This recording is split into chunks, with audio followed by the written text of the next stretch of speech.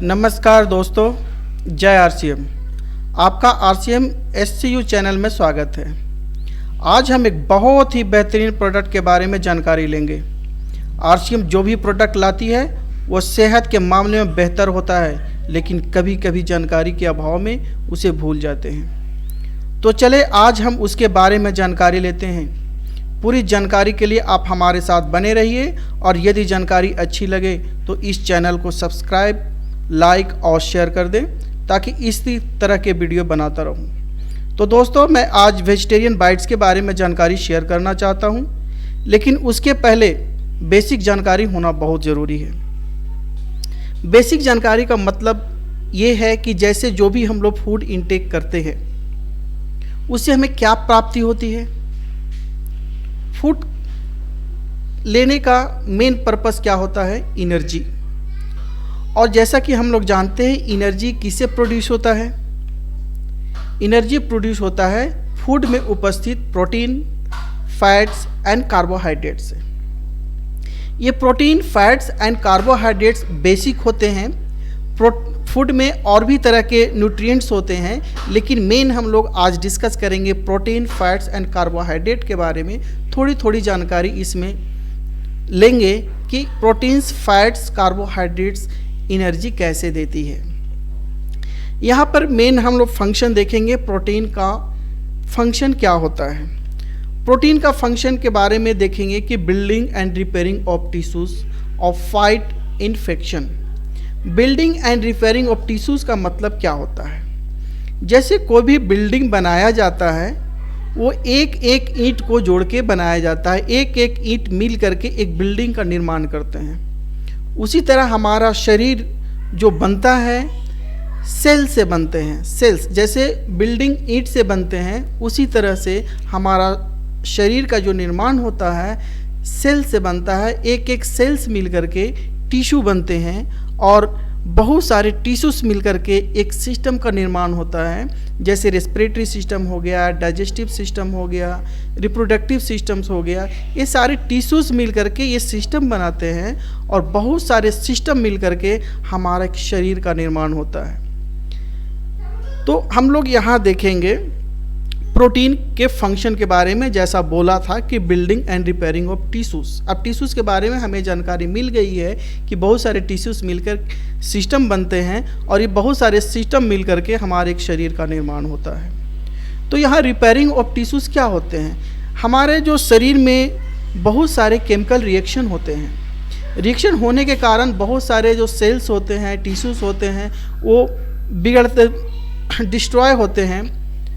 तो उसी डिस्ट्रॉय को फुलफिल करने के लिए या उसको रिपेयर करने के लिए हमारा प्रोटीन का बहुत बड़ा योगदान होता है। और हमारे शरीर में जो इन्फेक्शन होता है उस इन्फेक्शन से फाइट करने के लिए प्रोटीन्स का बहुत बड़ा हाथ होता है, बहुत बड़ा योगदान होता है। इसीलिए प्रोटीन्स इनटेक करना हमारे शरीर के लिए बहुत ही फ़ायदेमंद है। तो हमें इस चीज़ की ओर ध्यान देना चाहिए कि प्रोटीन प्रचुर मात्रा में हमारे फूड में मौजूद हो। अब प्रोटीन के फंक्शन के बारे में हमने जानकारी ली। तो ये प्रोटीन्स कहाँ से आता है? दो सोर्स होते हैं, प्लांट होते हैं या एनिमल होते हैं। प्लांट में जैसे बीन्स में ज़्यादा मात्रा में प्रोटीन होता है, पीज में बहुत ज़्यादा प्रोटीन होता है, सोया प्रोडक्ट्स में मिलते हैं, नट्स, सीड्स में मिलते हैं। इससे प्रचुर मात्रा में होता है। ऐसे हर फूड में प्रोटीन मिलते हैं, लेकिन सबसे ज़्यादा मात्रा में प्रोटीन होता है उसके बारे में आज हम लोग चर्चा करेंगे।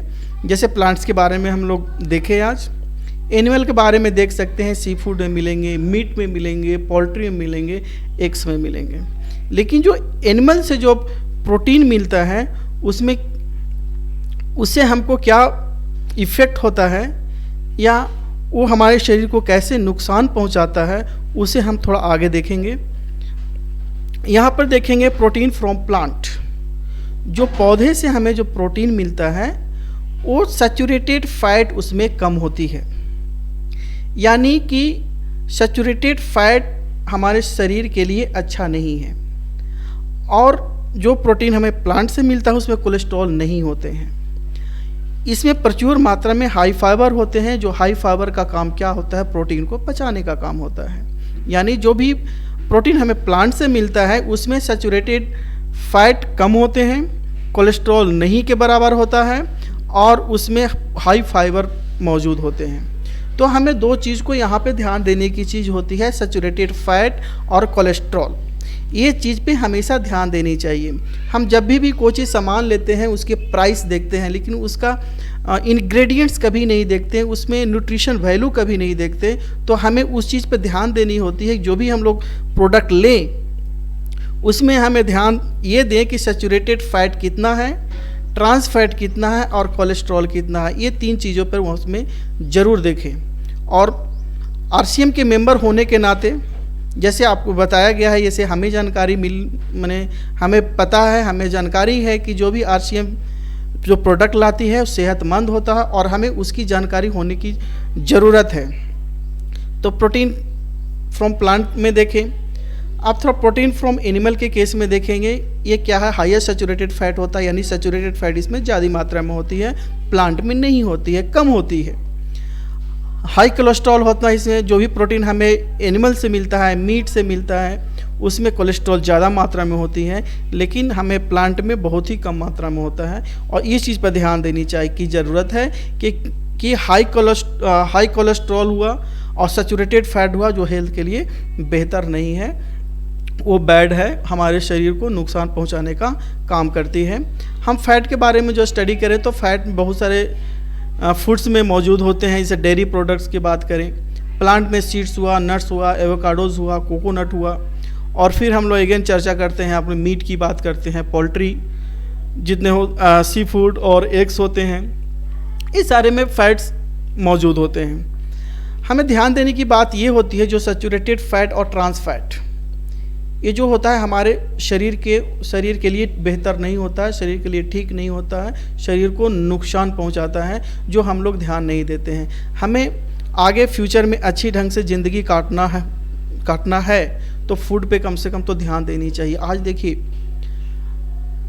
30 इयर्स 40 इयर्स में होता है तो शुगर का पेशेंट हो जाता है, किडनी का पेशेंट होता है, हाई ब्लड प्रेशर हो जा रहा है, हार्ट डिजीजेज हो रहे हैं। क्यों? कहीं ना कहीं तो प्रॉब्लम हमारे फूड में ही है ना। हमारे जितने बाहर में जाके देखेंगे मार्केट में ऐसे ही हम लोग लेके आते हैं, उसमें कितने सारे इंसेक्टिसाइड्स डाले रहते हैं, खाद डाला रहता है, वो भी उस पर भी हम लोग को ध्यान देना चाहिए। आरसी में जो भी प्रोडक्ट आ रहे हैं सेहतमंद प्रोडक्ट है, तो इस चीज़ को ध्यान दे करके हम लोग ये देखें जो हमारी हाथ में है उसको कंट्रोल कर सकते हैं। यहाँ पर देख रहे हैं सैचुरेटेड फैट के बारे में देखते हैं, ग्रेटेस्ट अमाउंट किस में मिलता है। हम लोग फ्रिक्वेंटली बटर का यूज़ करते हैं, बीफ का यूज़ करते हैं, मीट का यूज़ करते हैं, डेयरी प्रोडक्ट का यूज़ करते हैं, केक्स आज फैसिलिटी बन गया है कि हर बर्थडे पार्टी में ऐसा केक्स का उपयोग किया जा रहा है, कुकीज़ का उपयोग किया जाता है। हमारा रेपुटेशन दिखाने के लिए पिज़्ज़ा लोग खाते हैं, बर्गर्स खाते हैं, टैकोस खाते हैं, सैंडविचेस खाते हैं, लेकिन जानकारी हमें नहीं होती है कि हम पिज़्ज़ा तो मंगा रहे हैं, बर्गर्स खा रहे हैं, टैकोस खा रहे हैं, लेकिन उसके साथ साथ ही हम अपनी डिजीज़ का कारण स्वयं बन रहे हैं। अगर हम इस चीज़ पर आज ध्यान नहीं देंगे तो कल जाके खाने लायक नहीं रहेंगे। आज उन लोग से पूछिए, उन लोग को देखिए जिसे डायबिटीज़ हो गया हो, हाई ब्लड प्रेशर हो गया हो, किडनी का प्रॉब्लम हो गया होगा, उन्हें खाना सोच के खाना पड़ता है, हर चीज़ को ध्यान दे करके खाना पड़ता है कि क्या चीज़ खाएं और क्या चीज़ ना खाएं। तो अगर फ्यूचर में भी जैसे अभी आज हम लोग खा रहे हैं, ऐश कर रहे हैं, मौज कर रहे हैं, अगर फ्यूचर में इसी तरह से बरकरार रखना है तो आज हमें फूड पे ध्यान देना होगा। यानी सैचुरेटेड फैट युक्त जो फूड है, बटर है, बीफ है, मीट्स है, dairy, cakes, cookies, pizza, burgers, tacos, कितनी चाव से हम लोग खाते हैं, लेकिन कभी हमने सोचा है इसका साइड इफ़ेक्ट क्या है? अरे हम तो खाते ही हैं, अपने परिवार को भी वही चीज़ देते हैं, अपना रेपुटेशन दिखाते हैं। भाई इस चीज़ पर ध्यान दें। दूसरा ट्रांस फैट, प्रोसेस्ड फूड में जितने सारे प्रोसेस्ड फूड है उस में ट्रांस फैट उपस्थित है। डिजर्ट सब खाते हैं, microwave popcorn, frozen pizza, margarine, coffee, ये सब जो खाया जाता है, यूज़ किया जाता है, वो हमारी सेहत के लिए बिल्कुल ही फ़ायदेमंद नहीं है। इस चीज़ पे ध्यान दें। हम आज कोलेस्ट्रॉल के बारे में भी हम लोग आगे देखना चाहेंगे कि कोलेस्ट्रॉल क्या है। भाई कोलेस्ट्रॉल एक फैट लाइक का सब्सटेंस है जो सेल्स में पाया जाता है। सेल्स जैसे बोलते हैं, अभी हम लोग स्टडी किए थे, जो हमारे बॉडी जो बनता है सेल से ही बनता है, और ये कोलेस्ट्रॉल हमारे सेल्स में पाया जाता है। इसकी भी एक ज़रूरी है, कोलेस्ट्रॉल भी ज़रूरी है। क्यों ज़रूरी है? क्योंकि ये हार्मोन को बनाता है, विटामिन डी को बनाता है, और जो भी डाइजेशन के लिए जो सब्सटेंसेस होता है उसको ये कोलेस्ट्रॉल बनाता है। लेकिन इसकी आवश्यकता कितनी है? हमारे जो बॉडी है अपने आप ये कोलेस्ट्रॉल को बना लेता है, यानी जिसकी कोलेस्ट्रॉल की आवश्यकता है हमारे शरीर स्वयं बना लेता है। अलग से ज़्यादा मात्रा में कोलेस्ट्रॉल लेने की ज़रूरत नहीं है। और ज़्यादा मात्रा में अगर कोलेस्ट्रॉल होता है तो हमको क्या क्या प्रॉब्लम होती है, देखिए। High cholesterol can cause serious problem, बहुत सीरियस प्रॉब्लम होता है। कोलेस्ट्रॉल के बारे में सब लोग जानते हैं। ब्लड रिलेटेड प्रॉब्लम हुआ, क्लॉट्स बढ़ गए, हार्ट डिजीज़ हो गए, kidney disease, sugar, diabetes and brain problem हो जाता है।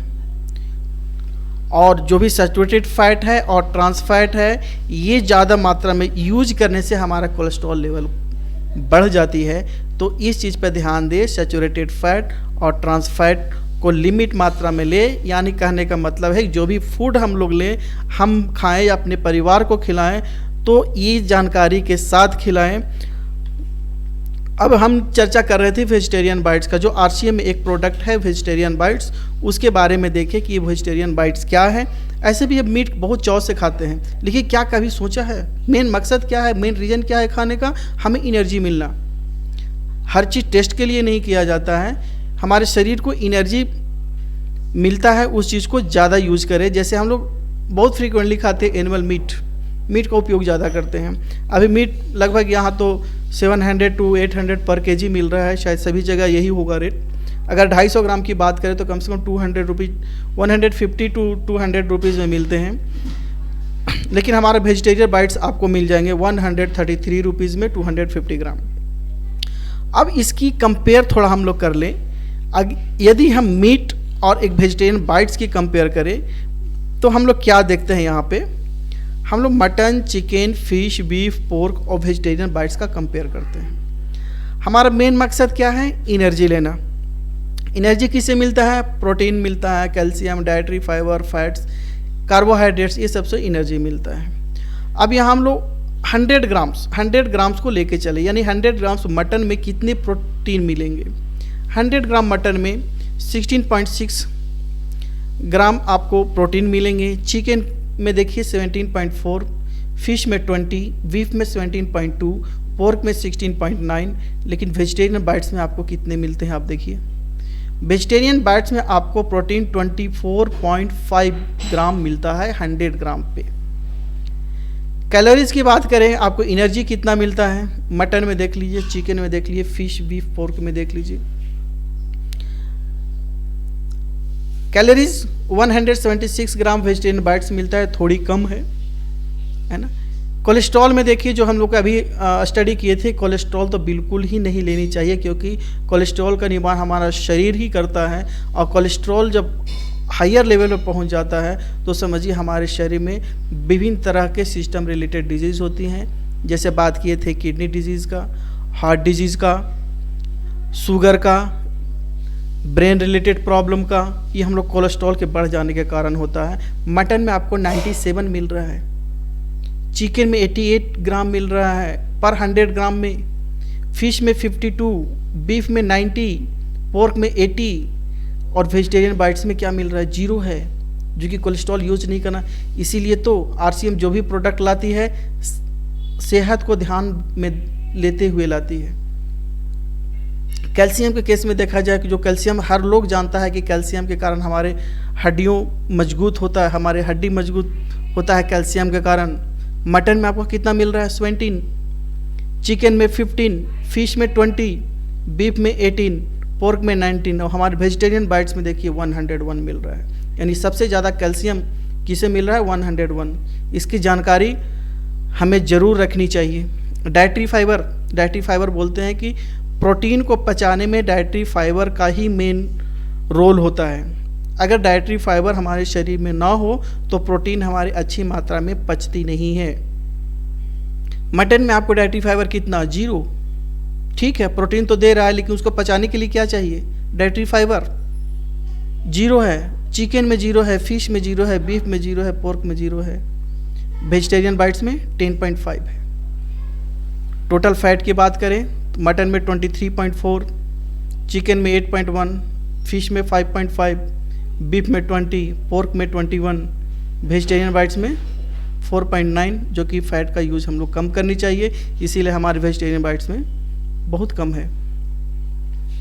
तो दोस्तों, मैं आपसे गुजारिश करता हूँ, अपनी सेहत को बनाए रखें, अपनी और अपने परिवार को भी सेहत की चिंता करें।